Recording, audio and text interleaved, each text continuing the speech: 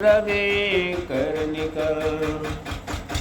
धन्य धन्य सतगुरु सुखद महिमा कहे न जाए। जो कुछ कहूँ तुम्हारी कृपा मोते कछु न बसै। श्री सद्गुरु महाराज की जय। अव्यक्त रूप में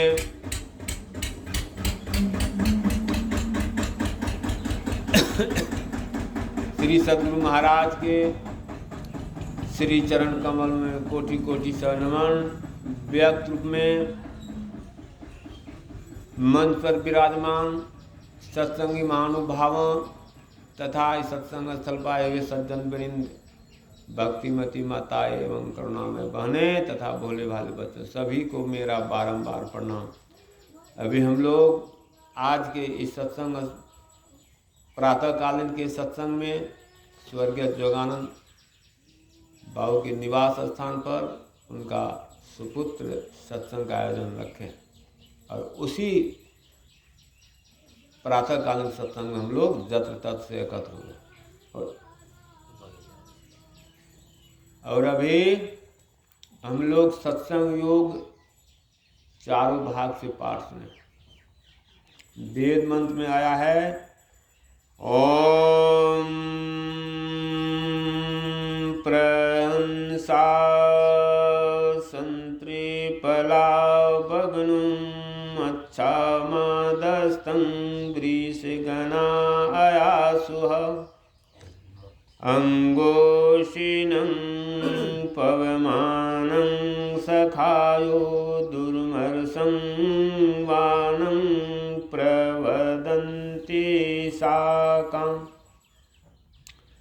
इस मंत्र के द्वारा वेद भगवान इस देह में बसने वाले कांति स्वरूप को उपदेश करते हैं। इस देह में कौन बसते हैं?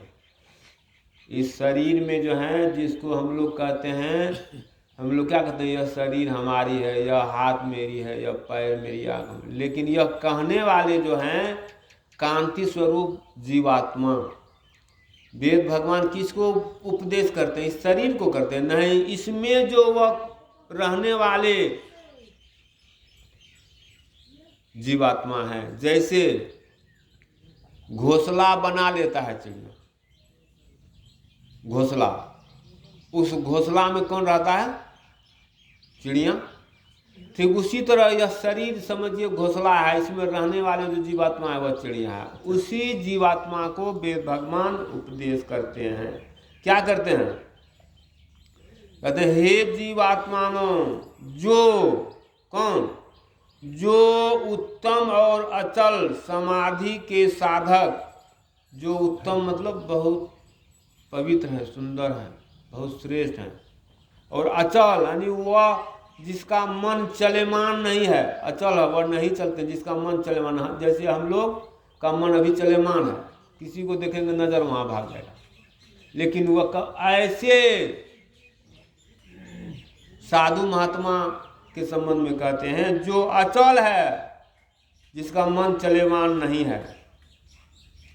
और क्या? वह समाधि के साधक हैं। ऐसा अचल मन किनका होगा? जो समाधि में पहुंचेंगे उसी का न होगा, सबका हो जाएगा। हम लोग सत्संग करते हैं, सत्संग नहीं करते हैं। समझिए, हम लोग सत्संग सीखते हैं। ध्यान सब कहते हैं हम लोग ध्यान करते, ध्यान नहीं करते हैं। हम लोग ध्यानाभ्यास करते हैं। क्या करते हैं? हम लोग ध्यानाभ्यास करते हैं, यानी आदत लगाते हैं ध्यान करने की। समझे? कहते हैं समाधि के साधक कौन? जो त्रिगुण आदिकों को पार करके, त्रिगुण मतलब 3 गुण को जो पार पर गए हैं। कौन कौन गुण?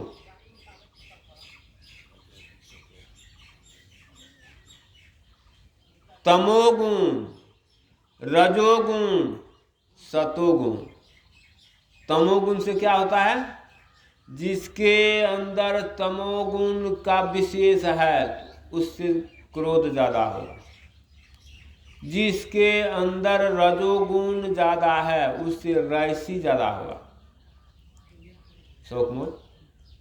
और जिनके अंदर सतोगुण की मात्रा ज़्यादा है उनसे क्या होगा, उससे सत्संग भजन उससे होगा, वही सत्संग भजन करेंगे, नहीं तो सब नहीं करेंगे। मैं नहीं कह रहा हूँ, जब वेद भगवान कर रहे हैं, मत समझिएगा कि सकलदीप बाबू कर रहे हैं, नहीं, वेद भगवान कर रहे हैं।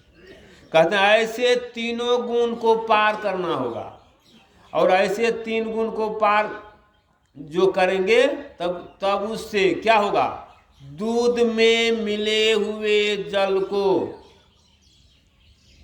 हंस की तरह पृथक पृथक अलग अलग कर दो।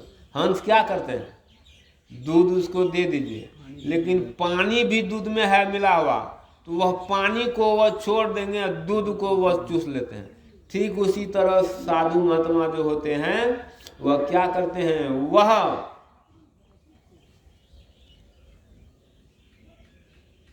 सार को ग्रहण कर लेते हैं, असार को छोड़ देते हैं, अर्थात नकली को छोड़ देते हैं, असली को वह ग्रहण करते हैं। ऐसे जब करने की सामर्थ्य की तरह सत्यासत निर्णय करने में समर्थ परमहंस योगी हो, वह सत्यासत, सत क्या है असत क्या है, इसको जो निर्णय कर लेंगे कहते हैं वही परमहंस योगी हैं। सत क्या है असत क्या है, यह शरीर को हम लोग सत बुझते हैं, लेकिन यह शरीर सत नहीं है, यह असत है। कहते हैं सत्य सोई जो विनसे नहीं, सत वही है जिसका विनाश नहीं होता, जिसका नाश नहीं होता, सत वही है। सत सोई जो विनसे नहीं, यह शरीर सत नहीं है, लेकिन इसमें इस शरीर में रहने वाले कांति स्वरूप आत्मा जो है वही सत है, उसकी नाश नहीं होती है। शरीर मरता है, जीवात्मा कभी नहीं मरता, उसका नाश नहीं होता। कहते हैं जो ऐसा सत्य असत्य निर्णय करने में समर्थ परमहंस योगी हैं, वह अत्यंत तेज से, वह कैसा होगा, वह अत्यंत तेज से युक्त जो सब देहों में एक समान ईश्वर का व्यापक और रमणीय अनाहत नाद है, उसको प्रत्यक्ष करने का लक्ष्य करके अपने अंतर में अब प्रकट रूप से स्थित सोम रस को योगाभ्यास द्वारा प्राप्त करते हैं। ऐसे साधु, देखिए वह साधु कैसा होगा, जिस तरह अगर फूल, सुगंधित फूल कहीं आगे उधर लगा हुआ होगा, मान लीजिए रामचंद्र बाबू घर इधर उसके दरवाजे पर अगर पूर्वा हवा चल रही है और सुगंधित फूल अगर वहाँ रहता तो उस हवा के माध्यम से उसका सुगंध यहाँ आ जाता, लेकिन नहीं। ऐसे संत जब होंगे जिसके अंदर ऐसा तेज, ऐसा प्रकाश होगा, तो वह फूल का सुगंध तो हवा के माध्यम से हम आपके पास पहुंचाता है, लेकिन ऐसे महात्मा जो हो जाएंगे उसका तेज अपने आप दिखने में लगता है। और ऐसे महात्मा के पास, ऐसे साधु के पास दुष्ट व्यक्ति भी अगर चले जाएंगे तो उसका तेज से, उसका नैसर्गिक आभा से वह भी वहाँ उस समय उस जगह थोड़ा देर के लिए वह भी सुस्त हो जाए, दुष्ट व्यक्ति भी सुस्त हो जाए, शिष्ट हो जाएंगे, उसका भी मनोवृत्ति वहाँ बदल जाएगा। ऐसे संत का यहाँ अभी वेद भगवान व्याख्या कर रहे हैं। कहते हैं अपने अंतर में प्रकट रूप से स्थित सोम रस को योगाभ्यास द्वारा प्राप्त करते हैं। आप सब भी उनका अनुकरण करें। हम लोगों की भी कहते हैं ऐसे साधु महात्मा का अनुकरण करें, यानी देखोस करें। क्या कहते हैं, ऐसे साधु महात्मा का भी हम लोग देखा देखी कुछ करें, यह वेद भगवान करें। दूसरा मंत्र में भी फिर आया है, ओम सयोजत उरुगायस्य ज्योतिं वृथा क्रीडन्तं मिमितेन गावः परेण संकृणुते तिग्मशृङ्गो दिवाहरेरदृशे नक्तमृज्रः। अब इस मंत्र के द्वारा वेद भगवान उपदेश करते हैं कि हे मनुष्यों, किसको उपदेश करते हैं? हे दरवाजे पर लाद पर बंधा हुआ भैंस, उसको कहते हैं। संतोष बाबू उसको नहीं कहते हैं। हे मनुष्यों, मनुष्य को कह रहे हैं, क्या कर रहे हैं? हाथ पैर गुदा लिंग रसना कान त्वचा आंखें नाक मन बुद्धि आदि इंद्रियों के द्वारा ईश्वर को प्रत्यक्ष करने की चेष्टा करना झूठी एक खेल है। हम लोग क्या करते हैं? यहाँ क्या कर रहे हैं वेद भगवान? हाथ पैर गुदा लिंग रसना कान नाक आंखें आदि के द्वारा अगर हम लोग परमात्मा को प्रत्यक्ष करने की चेष्टा करते हैं तो झूठी एक खेल करते हैं। अगरबत्ती किससे से दिखाते हैं? हाथ से। यहाँ वेद भगवान क्या कहते हैं? हाथ। कहीं जाते हैं मंदिर मस्जिद पैर से, जहाँ भी जाते हैं पैर, गुदा मतलब होता है पखाना द्वारा, लिंग।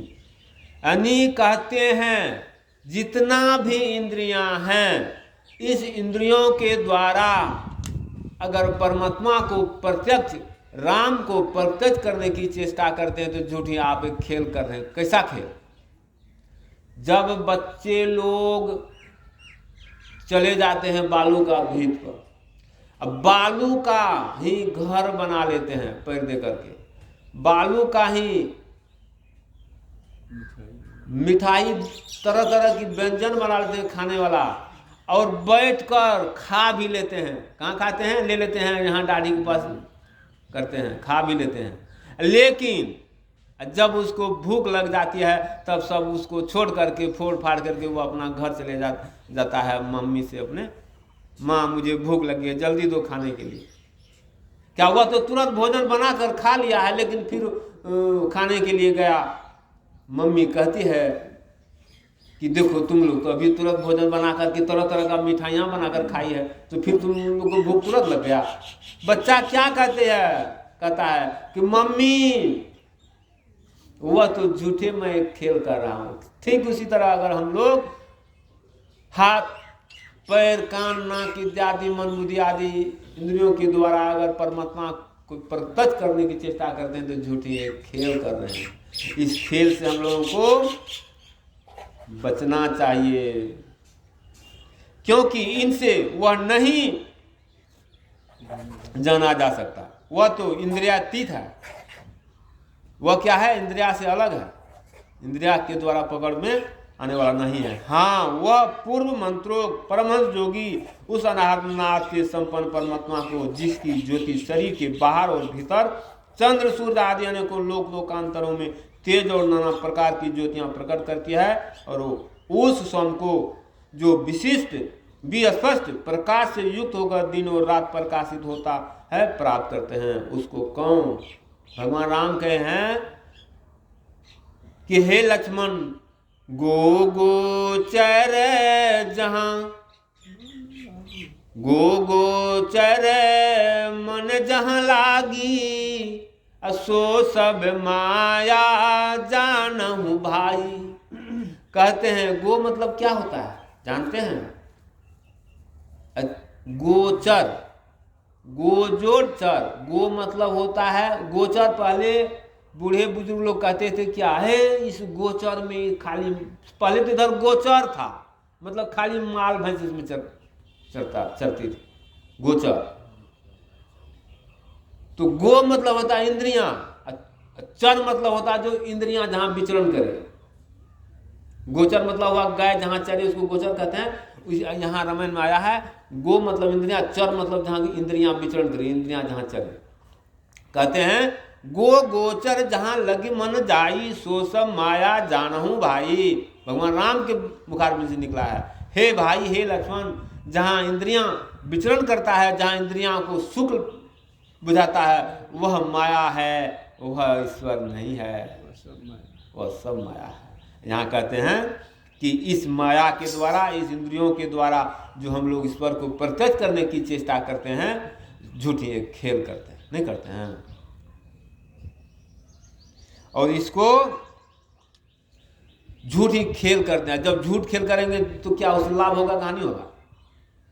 हानि ना होगा, समय मंगनी में बर्बाद होगा ना। इसके बाद केनोपनिषद मंत्र में आया है सामवेद का, यन्मनसा न मनुते नारहुर्मनो मतम तदेव ब्रह्म त्वं विद्धि नेदं यदिमुपासते। कहते हैं जो मन से मनन नहीं किया जाता बल्कि जिससे मनन किया हुआ कहा जाता है उसी को तू ब्रह्म जान। जिस इस देश काल में जिन वस्तु को कि लोग उपासना करता है वह ब्रह्म नहीं है। हम लोग जिसका उपासना करते हैं वह ब्रह्म नहीं है। क्या उपासना किसका करते हैं? कभी यह पर्व कर लेते हैं, कभी उसका पूजा कर लेते हैं, कभी इसका पूजा कर लेते हैं, कभी केला का भी पूजा। यह सब जो है ब्रह्म नहीं है। यहाँ वेद भगवान कहते हैं केनोपनिषद से वह ब्रह्म नहीं है। कहते हैं यह ब्रह्म नहीं है। इसलिए हम लोगों को यह नहीं करना चाहिए, करना चाहिए नहीं करना चाहिए। दूसरा मंत्र में आया है एह चेद वेदे दत्त सत्यमस्ति न चेदिहा वेदेन्महते विनिष्टियः भूतेषु भूतेषु विचित्य धीरा प्रत्यास्माल्लोकाद् भूता भवन्ति। कहते हैं यदि इस जन्म में ब्रह्म को जान लिया तब तो ठीक है, और यदि उसे इस जन्म में न जाना तब तो बड़ी भारी हानि है। कहते हैं इस जन्म में यदि ब्रह्म को जान लिया तब तो ठीक है, और यदि न जाना तब तो बड़ी भारी हानि है। बड़ी भारी हानि क्या है? इस बात को आज तक हम लोग तर्क किए हैं। इस जन्म में जान लिया तब तो ठीक है, इस जन्म नहीं जाना तो बहुत बड़ी भारी हानि है। यहाँ छोटा सा हानि किसी को पहुँचाता है तो कपार पटक पटक कर रोता है, यहाँ कहता है बहुत बड़ी भारी हानि। तो भारी हानि क्या है इसको जानेंगे तो तब कपार पकड़ कर जरूर रोएंगे। इसको हम लोग जान नहीं पाते हैं, इसलिए हम लोग को कोई गम नहीं है। बड़ी भारी हानि है कि यह शरीर जो मिला है, यह शरीर छूटने के बाद फिर शरीर हम लोगों को नहीं मिलेंगे। कहते हैं 1,84,000 भरमी के पांव पर अटकी है, अब की पासा ना पड़े तो फिर 84 जाए। हम लोगों ने 84 लाख योनियों को भ्रमण कर लिए हैं। अर्थात मनुष्य शरीर के सिवा जितना शरीर हैं सब में हम लोग जाकर के सब में दुख भोग लिए हैं। और अकारण ही स्नेह करने वाले परम पिता परमेश्वर श्री राम ने हम लोगों को फिर मनुष्य शरीर दिया और कह दिया क्या, हे जीवात्माओं, तुमने सभी जेल को भोग लिया है और अब मैं तुम्हें फिर मनुष्य योनि में भेज रहा हूँ।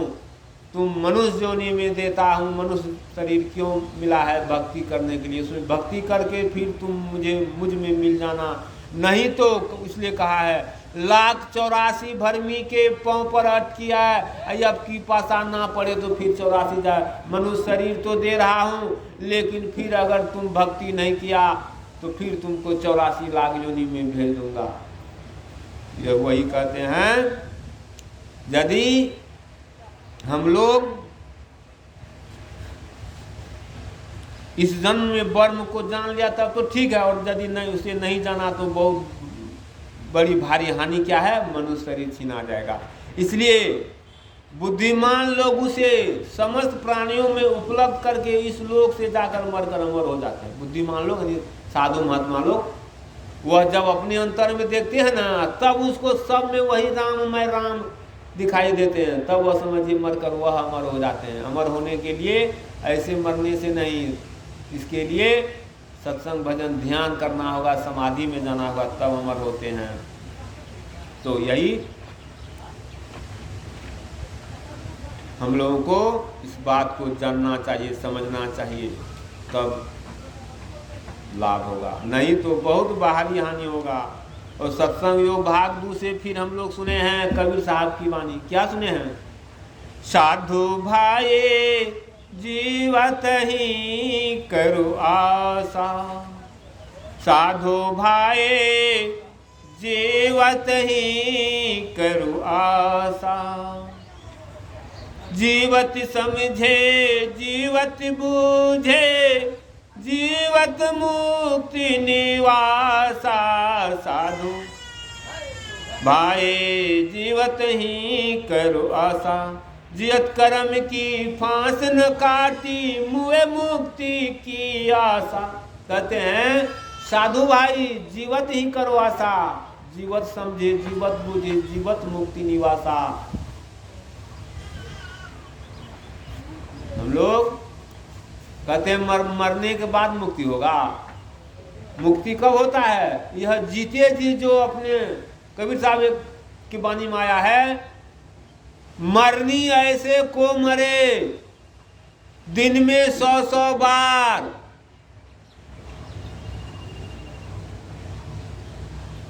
कहते हैं मरनी ऐसे को मरे दिन में 100-100 बार। और क्या कहते हैं? इस मरनी से जग डरे मेरे मन हो आनंद। जग इस मरने से डरता है, लेकिन कबीर साहब कहते हैं मेरे मन आनंद होता है। वह कौन सा मरनी है? जब शरीर रहते हुए जब मरेंगे तब। वह मरना क्या है? अपने आप को ध्यान करके सुषुम्ना में पहुंच जाना, समाधि में सैर करना, वही मरनी है। कबीर साहब कहते हैं ऐसे मरनी को मरे दिन में 100-100 बार। इसलिए कहते हैं जीवत कर्म की फांस न काटी मुझे मुक्ति का सा। जीते जी अपना कर्म का बंधन को नहीं काट सकते हैं और मुक्ति की आशा करते हैं। क्या होने वाला है? नहीं है। तन छूटे जीव मिलन कहता है सो सब झूठी आशा, अब मिला तो तब मिलेगा नहीं तो जमपुर बासा। तन छूटने के बाद हम लोग मिलन कहते हैं कि अब तन छूट गया। हमारे पूज्य पिताजी इतने दिन तारीख को इतने समय में शरीर त्याग कर परमलोक सिधार गए। क्या परमलोक चले गए? इस मरनी से, इस तन छूटने से जीव को परमात्मा का मिलन नहीं होता है, यह झूठी आशा है। अब हूँ मिला तो तब हूँ मिलेगा नहीं तो जमपुरवासा। जो यह शरीर रहते हुए ध्यान करके प्राप्त कर लेंगे तब तो समझिए मिला, नहीं तो झूठी आशा है। कहते दूर दूर ढूंढे मन लोभी मिटे न गर्व तरासा। हम लोग दूर दूर जाते हैं, व्रत में, तीर्थ में, मंदिर में, मस्जिद में खोजने के लिए जाते हैं। कहते हैं साध संत की वह तो गर्व, वह तो झूठे त्रास करते हैं, लालसा करते हैं। कहते हैं साध संत की करे न बंदगी कटे कर्म की फंसा। साधु संत का कभी बंदगी नहीं किया और चाहते हैं कर्म का फंद कट जाएगा। संभव है? नहीं है। सत कहे सतगुरु को चिन्हे सत नाम विश्वासा। कहे कबीर साधन हितकारी हम साधन के दासा। कहते हैं हम साधन के प्रभु परमात्मा कहते हैं हम साधन के दास हैं। जो साधक साधन भजन करते हैं परमात्मा कहते हैं मैं उसका दास हूँ। क्या कहते हैं? उसका दास मतलब क्या होता है? सेवा करने वाला, उसका दास हूँ। ऐसी बात को हमारे गुरु महाराज महर्षि में ही परमहंस जी महाराज कहते हैं कि यही मानुष दे समैया में करु परमेश्वर में प्यार। कर्म धर्म को जला खा कर देंगे तुमको तार। गुरु महाराज कहते हैं यही मानुष दे समैया। कौन सा दे में? यह भैंस दे में, समय के समय में, बैल के दे के समय में। सबसे बड़ा जानवर हाथी है। क्या हाथी के समय में? कहते हैं नहीं, यही मानुष दे के समय, जब मनुष्य देह मिलता है उस समय में करूँ परमेश्वर में प्यार। और मनुष्य शरीर छूटने के बाद पशु के शरीर में जाएगा तब नहीं कहते। इस मनुष्य शरीर के समय में करूँ परमेश्वर में प्यार, तब क्या होगा? कर्म धर्म को जला खा कर देंगे तुमको तार। कर्म क्या होता है? धर्म क्या होता है? इस बात को जाने हैं? कर्म मतलब यहाँ इस भजन से में कर्म का अर्थ आया है जो हम लोग पाप कर्म करते हैं, और धर्म का अर्थ आया है कर्म धर्म, है ना। धर्म का अर्थ आया जो हम लोग पुण्य कर्म करते हैं। यहाँ कहते हैं कर्म धर्म को जला खाकर देंगे तुझको तार। कर्म को भी जला देगा और धर्म को। तो कहिएगा लोग धर्म करते हैं, धर्म को भी जला देगा। एक बात बताते हैं,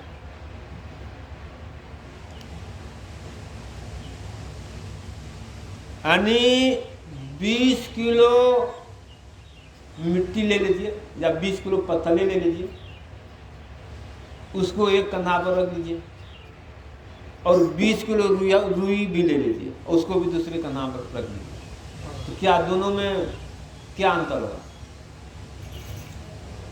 वजन दोनों का बराबर है ना, वो भी भारी है वो भी भारी है।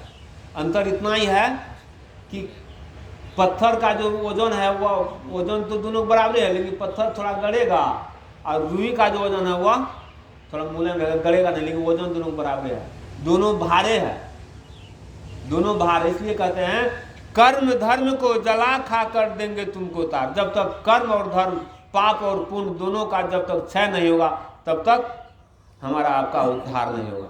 इसलिए कहते हैं तह जावो जहां प्रकट मिले, वे तब जानो है सने। तह जावो, कहाँ जावो? तह जावो, कहाँ जावो? तीरथ पर। तह जावो जहां प्रकट मिले, वे तब जानो है सने। और क्या? सने बिना नहीं भक्ति होती है, कर लो सांचा ने। तह जावो, कहाँ जाओ? वहां जाओ, उस साधु महात्मा के पास जाओ जहां से आपको प्रकट। अभी हम लोग साधु महात्मा जो पहुंचे उसके पास चले जाते हैं तो हम लोग को बुझाता है साक्षात ईश्वर के पास बैठे, नहीं होता। कहते तह जाओ जहां प्रकट मिले, वे तब जानो है स्नेह, यानी तब जानो कि परमात्मा से उनको स्नेह है, मिलन है। और स्नेह बिना नहीं भक्ति होती है, कर लो सांचा ने। प्रेम जब तक नहीं कीजिएगा साधु महात्मा से तो भक्ति नहीं होगा। इसलिए सांचा, सच्चा प्रेम करने के लिए कहते हैं कर लो सांचा ने। और क्या? स्थूल सूक्ष्म कारण महाकारण कैवल हूं के पार। स्थूल सूक्ष्म कारण महाकारण कैवल, कैवल हूं के पार। सुषमन तिल हो पील तन भीतर होंगे सबसे न्यार। हम लोग इस शरीर में कहाँ, शरीर क्या है? स्थूल है। स्थूल, सूक्ष्म, कारण, महाकारण, कैवल, 5 शरीर है इस शरीर में। 5 शरीर है, कहते हैं 5 शरीर को पार करना होगा। यहाँ दिए ना, स्थूल सूक्ष्म कारण महाकारण कैवल हूं के पार, 5 शरीर के पार जाना होगा। और तब क्या? सुषमन तिल हो पिलतन भीतर होंगे सबसे न्यार। इस 5 शरीर से छुट्टी कब मिलेगा? सुषमन पिलतन भीतर, इस शरीर में सुषमना मार्ग है, सुषमना द्वार है, कहते हैं उसमें पिलो। सुषमन पिलतन भीतर होंगे सबसे न्यार। अगर उसमें जो सुषमना द्वार में जो घुस जाएंगे, 10वां द्वार में जो घुस जाएंगे, शिव नेत्र में जो घुस जाएंगे, तब वो उसको इस 5 शरीर से वो पार उतर देंगे। कितना अच्छा से समझा है गुरु महाराज। कहते हैं तब क्या होगा? ब्रह्म ज्योति ब्रह्म ध्वनि को धरी धरी लो चेतन आधार। ब्रह्म ज्योति ब्रह्म ध्वनि, तब वहां परम पिता परमेश्वर का वहां ज्योति प्रकाश होगा, ब्रह्म ध्वनि। ब्रह्म ज्योति ब्रह्म ध्वनि को धरी धरी ले चेतन, यानी ब्रह्म प्रकाश होगा, और प्रकाश के बाद ब्रह्म ध्वनि होगा, परमात्मा का शब्द होगा। ध्वनि को धरी धरी ले चेतन, तब उस प्रकाश के माध्यम से आगे बढ़ना है। आगे बढ़ेंगे, शब्द मिलेगा, शब्द को पकड़कर, और शब्द ही हम लोगों का आधार हो जाएगा परमात्मा से मिलाने का। तब कहते हैं तन में पील 5 तन पारा जा पावो प्रभु सार। तन में शरीर में पील करके 5 तन को पार करना होगा, तब पावो प्रभु सार, तब प्रभु का असली चीज को प्राप्त करेंगे। कहते हैं मैं ही हो ही सकोगे, जागोगे वही पार। अब पार गमन ही सार भक्ति है, लो यही में था। मैं ही 2 बार आया, मैं ही। एक में ही आ गया गुरु महाराज, और में ही मतलब महीन। जैसे गुरु महाराज महर्षि मही परमहंस जी महाराज बहुत महीन बन गए, वैसे महीन बनेंगे। में ही हो सकोगे, जाओगे वही पार। महीन बन जाएंगे तब जाओ उस पार में जाएंगे। पार गमन ही सार भक्ति लो यही थे। सुषमना में तब पहुँचे घुसेंगे जब उतना महीन बनेंगे, जो उसमें घुस जाएंगे तो समझिए तब पारगमन ही सार भक्ति है। उसमें जो घुस गया तो समझिए सार भक्ति को वो पकड़ लिया है, तब उसका समझिए कल्याण हो जाएगा। मैं यही 2 शब्द आप लोगों के बीच रखा हूँ। जो अच्छे शब्द मेरे मुख से निकला है वह गुरु महाराज का प्रसाद है। जो गलत शब्द निकला होगा वह मेरे अंदर जो अहंकार विकार पाप है उसका परिणाम होगा। श्री सद्गुरु महाराज की जय। और गुरु महाराज से